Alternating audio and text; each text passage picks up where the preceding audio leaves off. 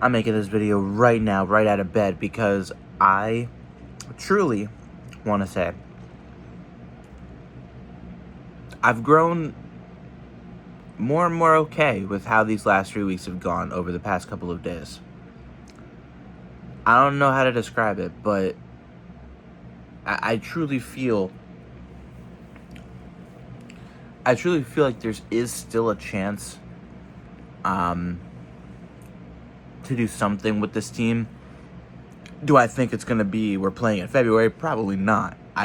Definitely, I don't think any team right now can definitively say that. Not even the best-looking teams like the Patriots, Rams, Packers, Broncos, like the teams that have 10, 11 wins right now. Like, I don't even think they can say that, right? So, I'm looking at this team in a bubble because, and mostly simply because my logic right now is looking at other teams as well as the Eagles and how their seasons have gone, and I hate doing that. I hate comparing teams to each other because you can critique, on paper the rosters, how the players are doing statistically, and who they played, but that is so specific and it's so different with each team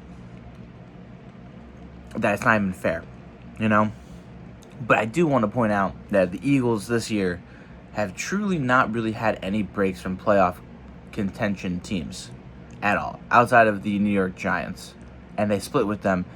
And I think that first game against the Giants really captures everything that's gone wrong these last 3 weeks, which is turnovers, player execution, coaching malpractice, everything just kind of unfolding at the same time and unraveling, and then the defense doing their thing against Cam Scatterville and Jackson Dart not being able to contain them on the ground. Like, literally those same things are happening. You saw an offense that was not being prepped well, coaching malpractice against the Cowboys.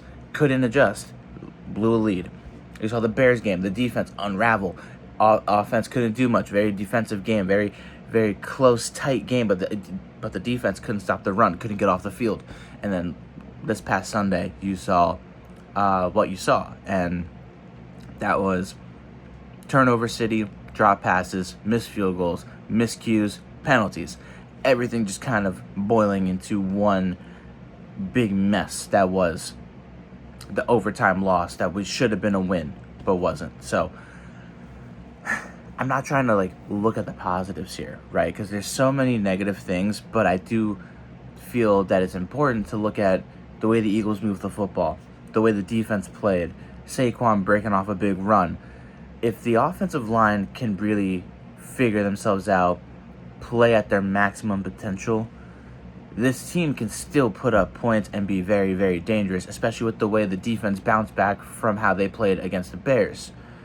And that's where I look at the Raiders, and I think where I'm thinking right now, and I feel okay. And I think this team can absolutely should win this football game.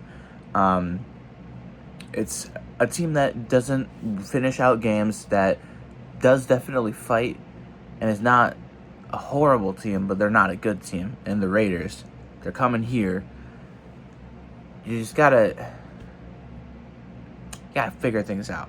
And I think they won't put everything together, but I think this will be a much cleaner game on both sides of the ball between the Eagles and the Raiders, and I think it's going to be still somewhat close. I'm giving them a 27-17 win. I think Hurts cleans up his act. I think we see a better run game. I think the drops don't happen, and I think the offensive line has their best game of the season against a guy like Max Crosby and company. Let me know your thoughts. Let's hope the Eagles can figure things out. I believe they will.